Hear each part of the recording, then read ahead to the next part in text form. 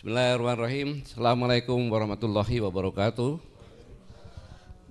Selamat sore, salam sejahtera. Para panelis, Prof. Dewi dan Pak Slamet Ginting serta Dr. Mulyadi yang jadi gongnya di sini. Tapi saudara-saudaraku sebangsa setanah air dan pemirsa semuanya, saya mengajak kita bersama-sama memuji kebesaran Allah Subhanahu wa taala, Tuhan yang Maha Esa, yang dengan segala kuasa dan anugerahnya telah memberikan kami semangat tak kenal menyerah. Dan saya juga mengajak kita semua yang melihat ini bersyukur bahwa kita di dunia ini tidak dijadikan sebagai seekor anjing. Kita perlu bersyukur ini.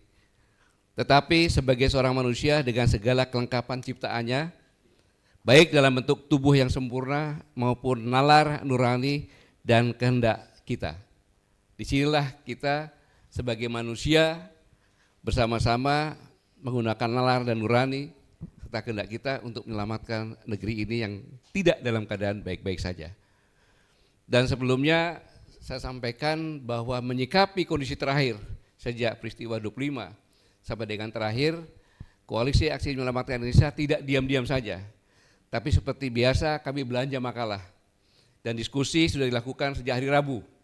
Saya terima kasih Dr. Antoni Budiawan, Bapak Gede Sandra STMSE Ekonomi PB, kemudian Bapak Agus Rusli Ardiansah Serikat Tani Indonesia, Bapak Reza Indragiri Ameril pakar psikologi forensik, dan Profesor Sigit Rohadi Guru Besar Sosiolog UNAS, dan Profesor Husni Umar Sosiologi Politik, dan hari Kamisnya Ibu Fitri Santi PhD, Dr. Ubedillah Badrun, Kandidat Dr. Gedesiana, Dr. Tengku Sahrul, Kombes Pol Purnawan Alfon Lemau, dan Dr. Hendrajit telah berbicara cukup banyak dari berbagai basic ilmu. Dan yang terakhir barusan sama-sama kita menyaksikan Profesor Siti Zuhro, Dr. Mulyadi, dan wartawan senior pengamat militer yang luar biasa Bapak Slamet Ginting. Saya sedikit agak mengupas tapi singkat-singkat saja bahwa kondisi ekonomi kita sedang terpuruk sebenarnya. Dengan kejadian yang kemarin, masyarakat yang marah dengan aksi belakang ini akan menyusul krisis moneter kalau kita tidak hati-hati. Finansial kita sudah masuk, finansial. Karena memang penerimaan negara kita hanya 8,5% dari PDB. Dan aksi ini murni dari dalam negeri, karena itu hanya kemarahan pabrik yang sudah rentetannya panjang. Dan sejak tanggal 18 Agustus di Jogja, kami sudah menceritakan ini semuanya, di mana semua dilakukan, kemarahan-kemarahan pabrik dibuat oleh kabinet terima kasih yang intinya pembusukan terhadap presiden, seolah kebijakan semua itu adalah presiden. Dan kemarin hanya puncaknya saja itu yang saya katakan bahwa apa yang dilakukan oleh Menteri Keuangan dengan pemangkasan dana daerah sampai 24% dan selama 10 tahun paling rendah, ini akan menyebabkan bom waktu, muncullah Pati, Bone dan sebagainya. Jadi bukan salah pemerintah daerah sebenarnya, tapi ini memang ya gimana pemerintah daerah untuk bayar gaji nggak bisa, yang dia punya cuma menaikkan pajak PBB dan retribusi. Kemudian kenapa marah? Karena gini rasio sangat tinggi. Ini di Indonesia kan 3,8, tapi di Jakarta 4 loh itu. Rasionya tinggi, jadi itu mudah terbakar. Di Bandung kan juga mudah terbakar karena ketimpangan ini. Kemudian juga kita telah menerapkan apa yang dikatakan Prof tadi, bahwa kita ini sudah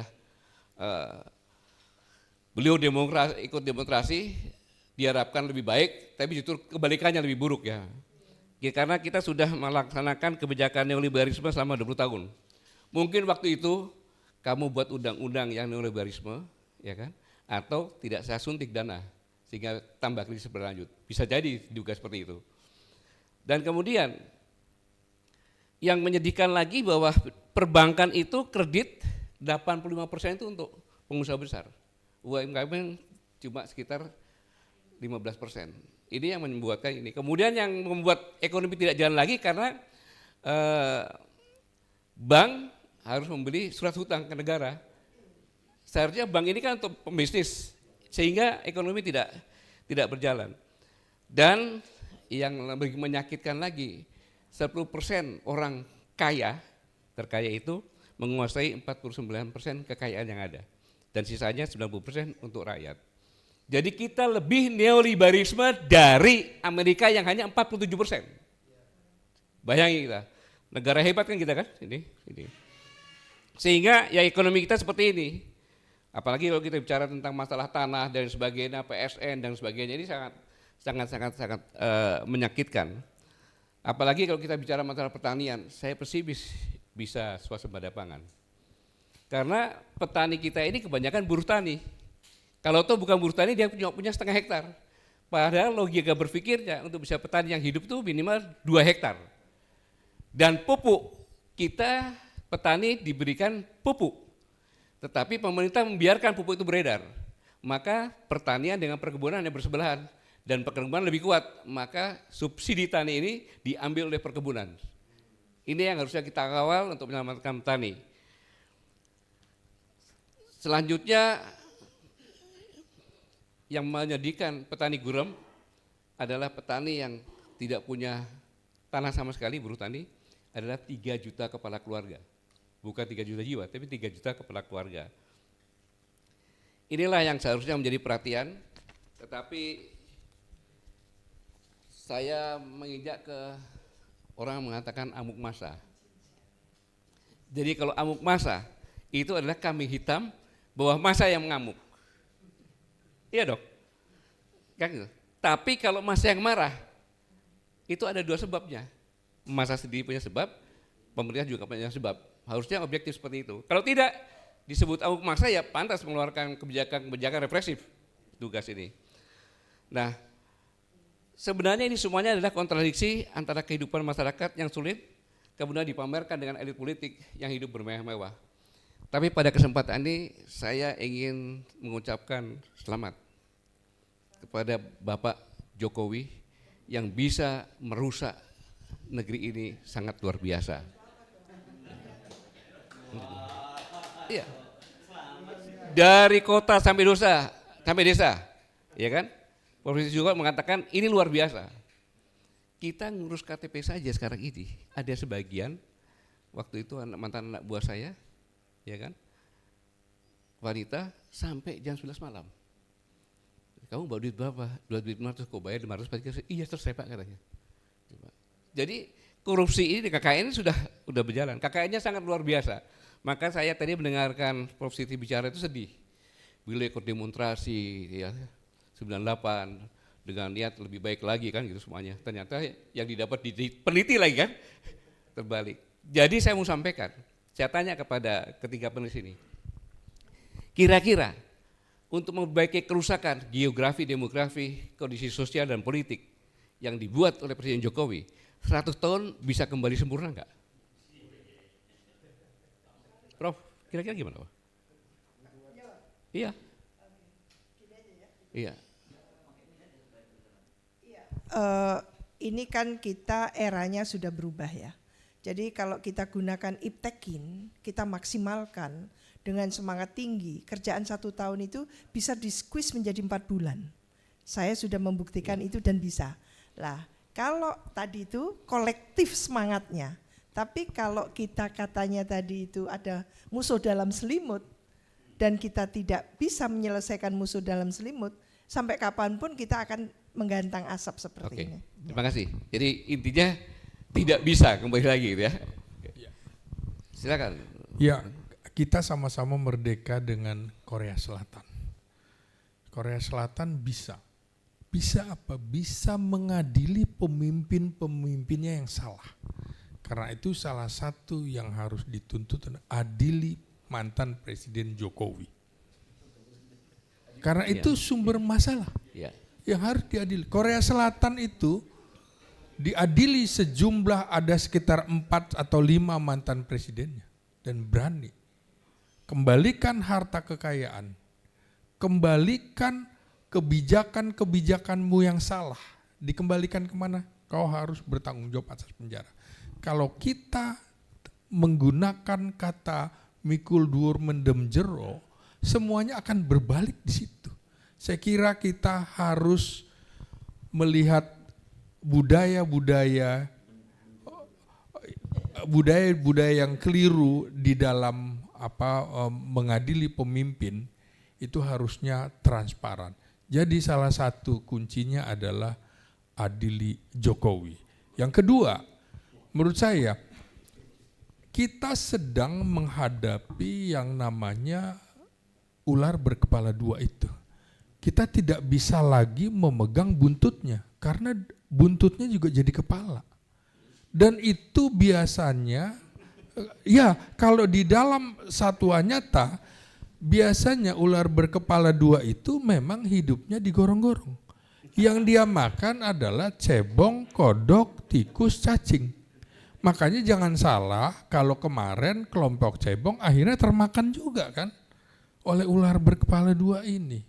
Nah, ular berkepala dua dalam peribahasa memang adalah orang-orang yang munafik, orang-orang yang penuh penuh kepura-puraan. Karena itu ular berkepala dua ini memang harus dipenggal, ya diadili. Oke, siap. Biar Pak Mulyadi sekalian. Kalau saya ya, memang membutuhkan waktu gitu ya. Tapi untuk sekarang ya, apa sih susahnya mengatakan bahwa adili Jokowi? Mengadili Jokowi itu separuh masalah kita selesai. Kira-kira gitu ya. Tapi tidak selesai, tidak semua selesai. Karena kerusakan ditimbulkan 10 tahun, itu sama dengan membutuhkan waktu 500 tahun untuk memperbaiki demokrasi gitu kan. Ini merusak demokrasi, Pak. Saya kira gitu. Terima kasih. Memang saya menyampaikan bahwa yang dibebankan kepada Presiden Prabowo sangat berat. Dirusak sedemikian rupanya, sedangkan ini belum 1 tahun kan, gitu. Tapi sudah demo dan sebagainya ini. Ini adalah bukan permasalahan salah perorangan, tapi situasi yang seperti ini. Nah, adili Jokowi itu adalah kita berpikiran positif agar publik tahu kalau tidak salah ya bersihkan namanya. Kalau salah ya sesuai dengan hukumnya. Jadi adili Jokowi itu bukan berarti kita negatif kepada Jokowi, bukan. Justru kita memberikan kepastian hukum. Ya kan, sehingga anak cucunya itu melihat, oh ternyata bapak saya, kakek saya itu dianukan, dia sosok pada benar gitu. Mbak Wi sudah lihat jam 5 saya lepaskan di sini, Mbak.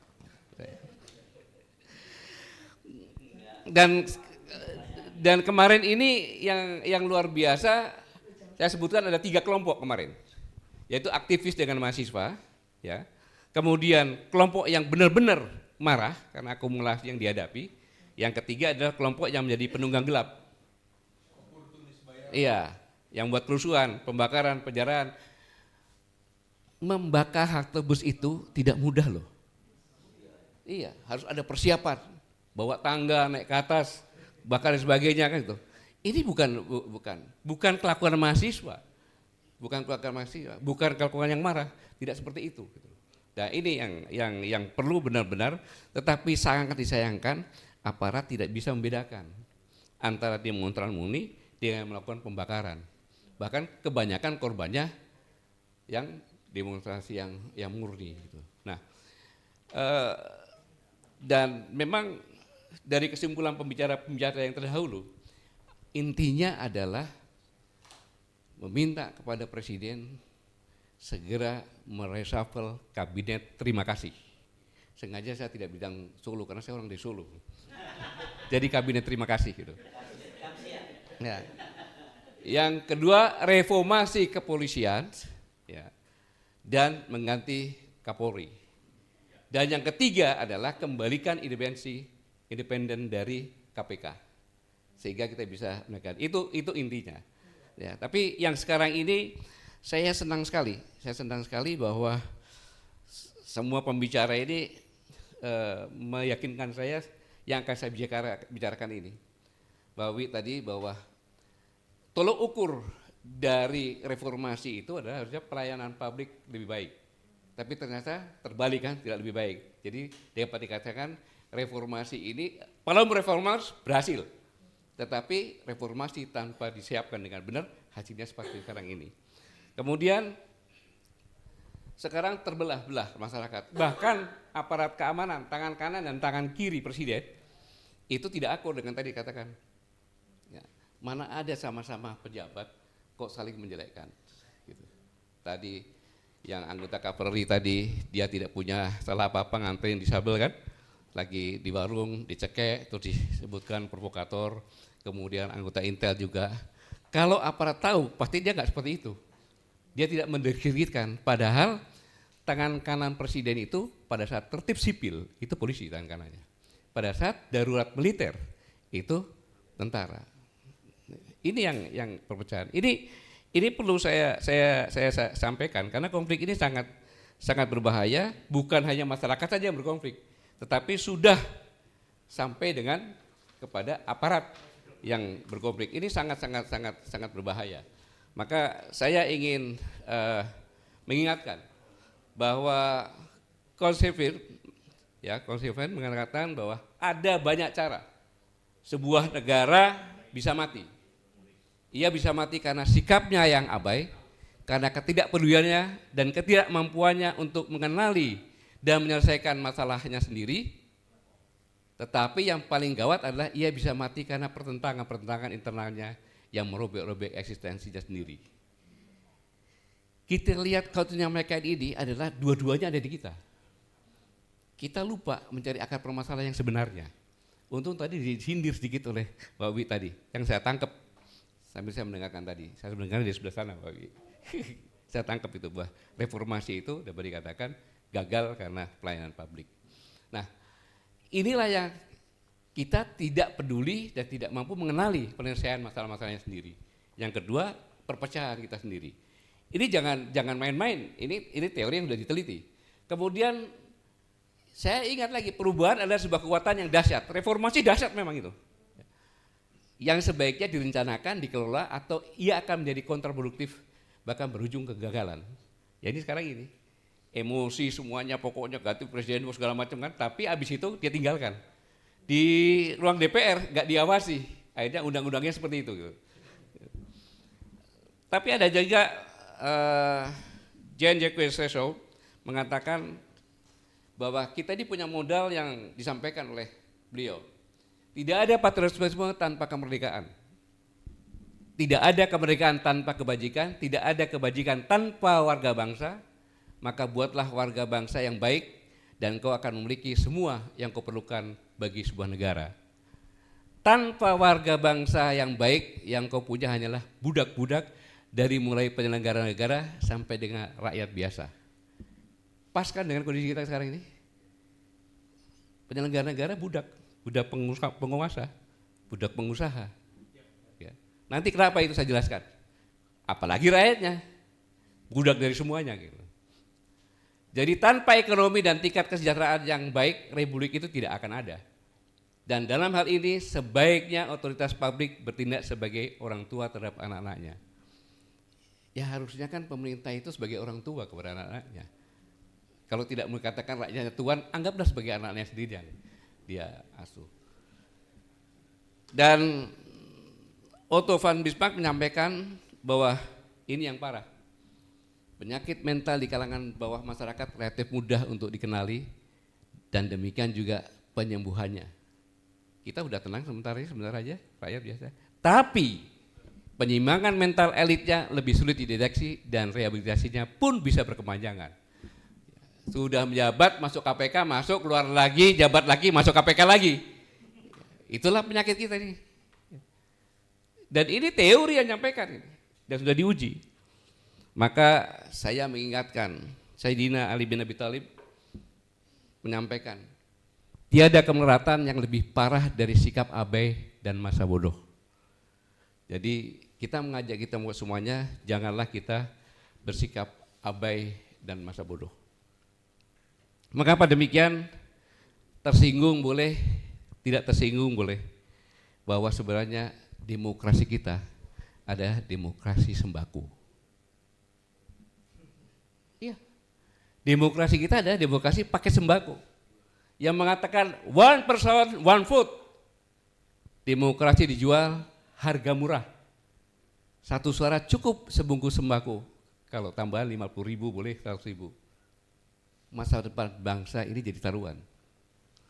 Jadi jangan marah sama anggota DPR. Jangan marah dengan wali-wali seperti itu. Wong dia bisa jadi dari sembako kok.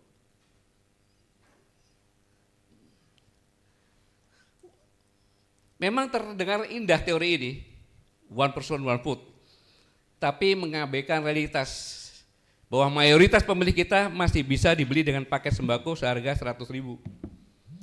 Kita tidak membangun sistem politik berdasarkan asumsi idealis tentang educated for, tapi di negara yang sebagian besar rakyatnya masih khawatir besok mau makan apa, ya kasih sembako ya terima duluan aja, wong dia besok makan apa nggak jelas. Maka saudara-saudara sekalian, ketika Indonesia sedang marah, hasil demokrasi yang mengecewakan, mungkin inilah saatnya kita berani mempertanyakan asumsi fundamental kita tentang bagaimana seharusnya keputusan politik dibuat di negeri ini. Kalau kita tidak berubah ini, ya berubah nggak akan berubah. Wong yang menguasai negara ini hanya ketua partai saja, ditambah lagi taulah ketua Mahkamah Agung, Mahkamah Konstitusi, presiden, wakil presiden, selesai. Terus apa sebenarnya tujuan dari sistem politik yang baik?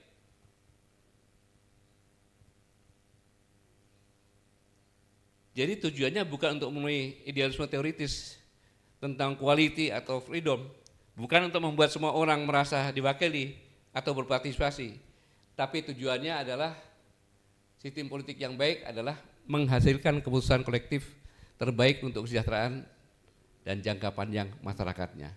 Ini tujuannya sebenarnya. Inilah yang seharusnya kalau benar-benar kita sepakat dengan definisi ini, maka pertanyaan berikutnya apakah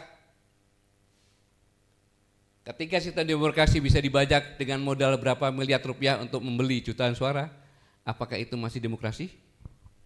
Pak Mulyadi?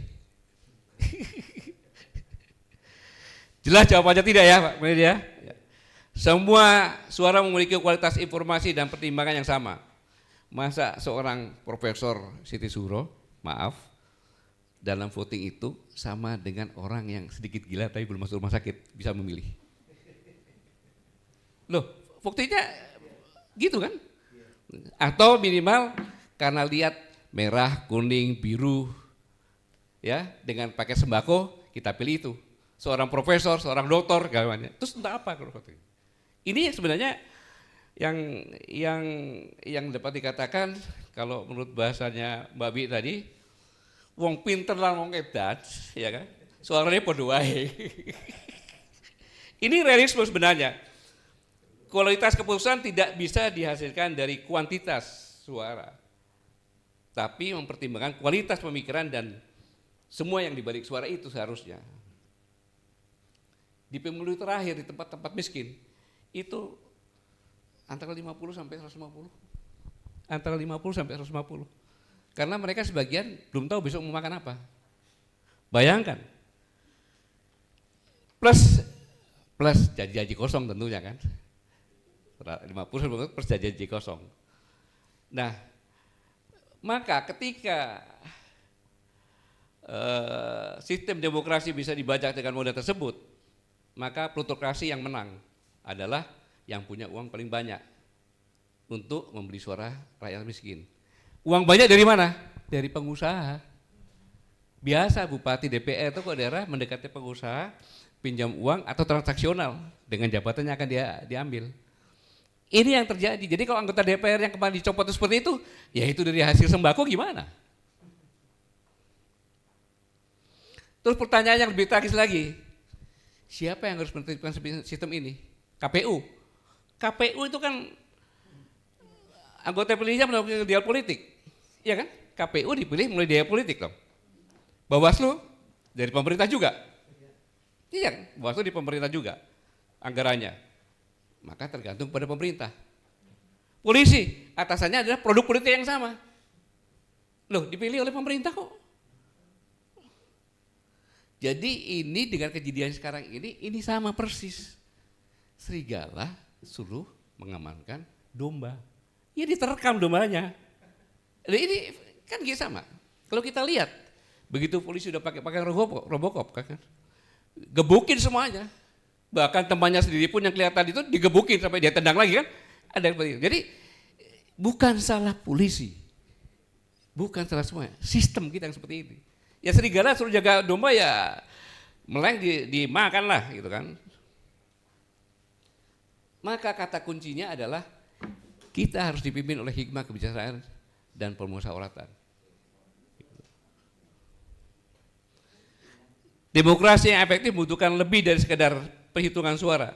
Ia membutuhkan wisdom, kebijakan, kebijaksanaan, dan proses deliberasi yang matang.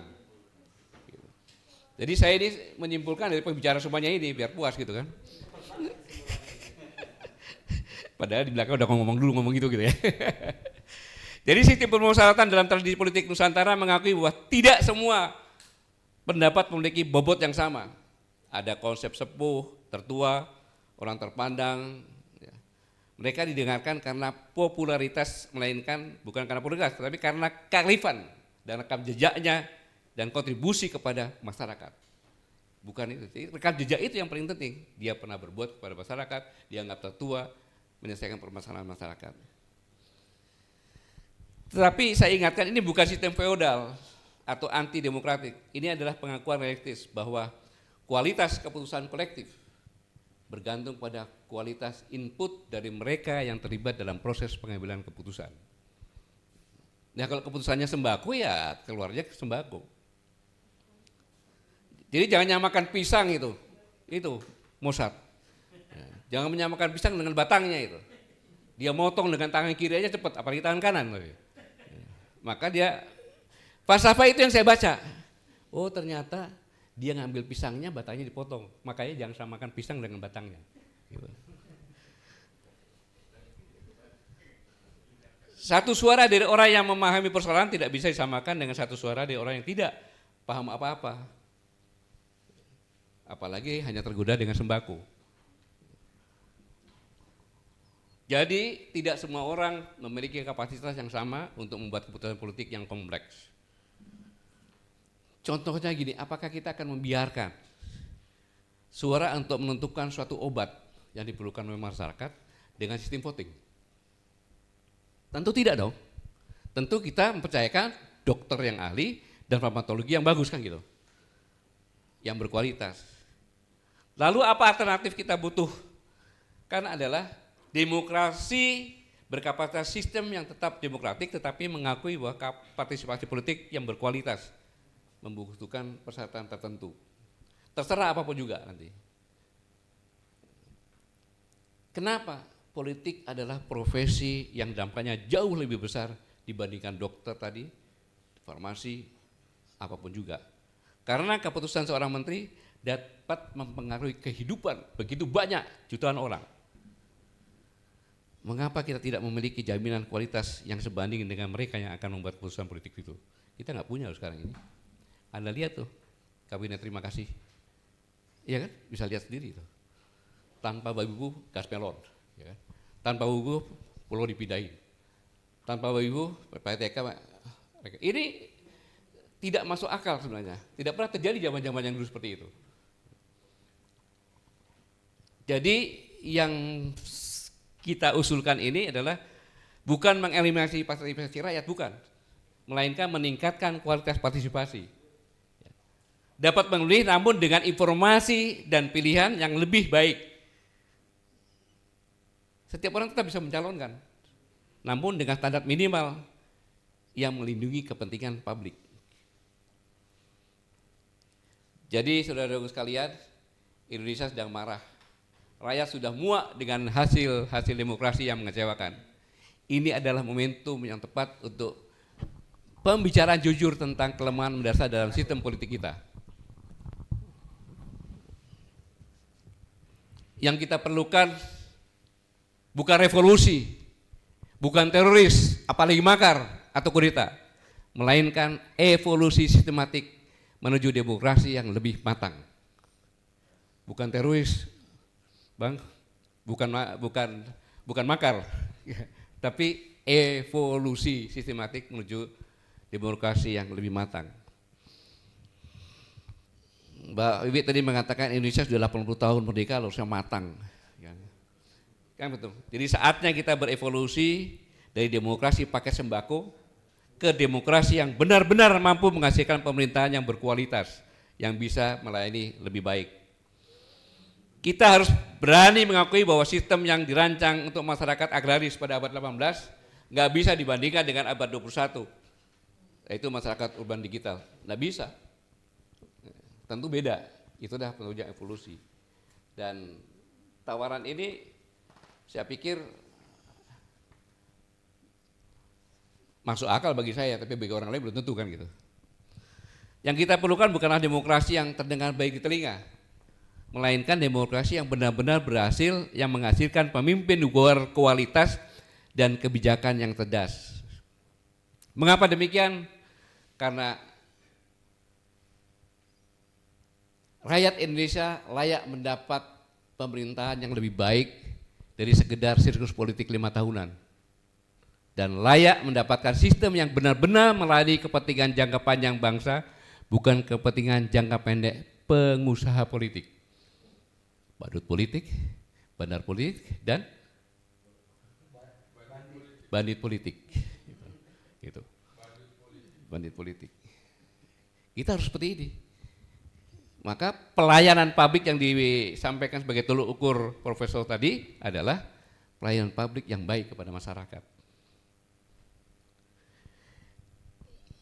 Demokrasi sejati tapi kualitas keputusan untuk bangsa yang kuat.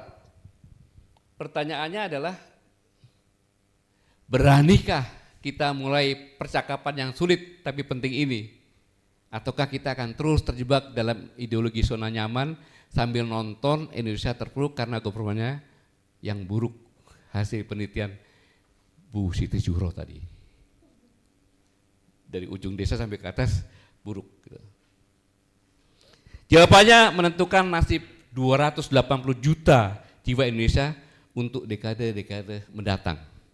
Khususnya generasi Gen Z ini yang sekarang terkenal dengan sandwich generation. Kita harus akui bahwa kemenangan Pak Prabowo dengan Gibran, peran Gen Z ini sangat besar. 27%. Ya 27 ya, 27. Ya? Ya. Jadi wajar kalau Gen Z itu dia minta. Yang diminta sederhana kok. Kuliah dengan bayaran mudah, habis kuliah dapat kerja. Itu aja yang diharapkan. Gen Z.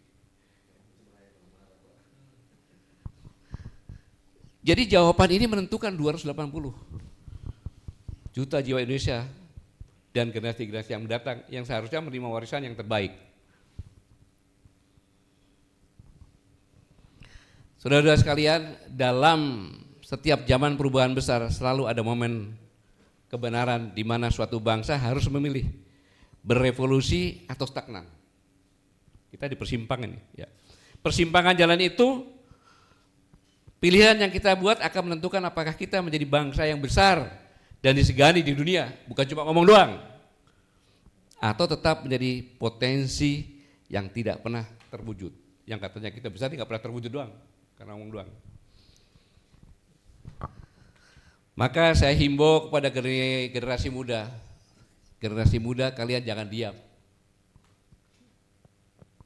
Kalian jangan menjadi generasi yang dibungkam oleh algoritma distraksi digital. Kalian pewaris republik ini.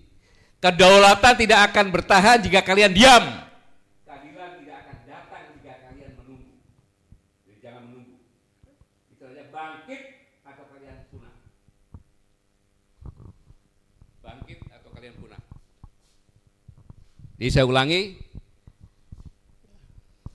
generasi jangan bungkam oleh algoritma dan distraksi digital. Kalian adalah pewaris republik ini. Kedaulatan tidak akan bertahan jika kalian diam, keadilan tidak akan datang jika kalian menunggu. Ini penting, maka gunakan kecerdasanmu, gunakan nuranimu, dan gunakan keberanianmu untuk menolak segala bentuk penindasan yang dibungkus pembangunan. Dalam kesempatan ini, saya menghimbau kepada segenap guru-guru besar di seluruh sivitas akademika dimanapun berada.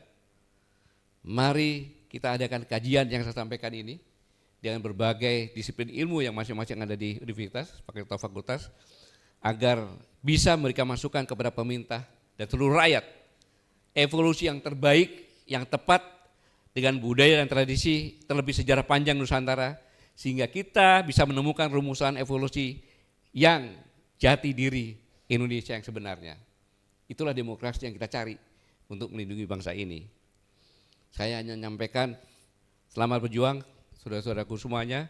Semoga Tuhan Yang Maha Esa membimbing kita semuanya, mempersatukan kita dalam langkah perjuangan menyelamatkan negara kesatuan Republik Indonesia yang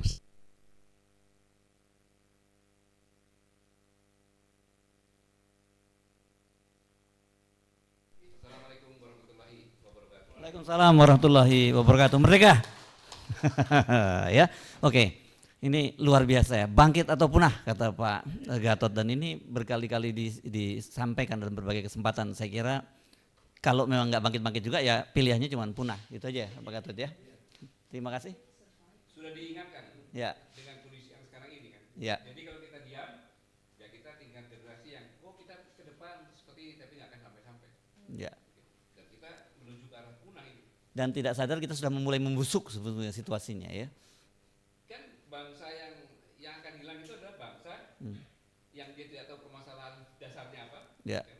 Kemudian bangsa yang terpecah belah. Ya. Ada semua di kita ini kan. Maka perlu kita bangkit diingatkan semuanya.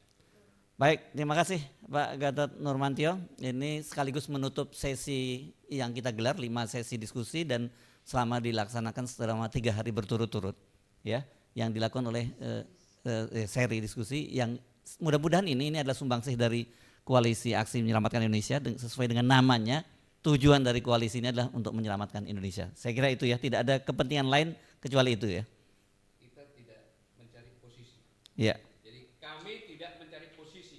Ya. Tapi kita berpikir kontribusi apa yang bisa kita berikan untuk negara dan bangsa ini agar selamat. Oke, mantap ini ya. Jadi tidak cari posisi tapi penting berkontribusi. Ya. Ini jadi tagline-nya juga dari kami.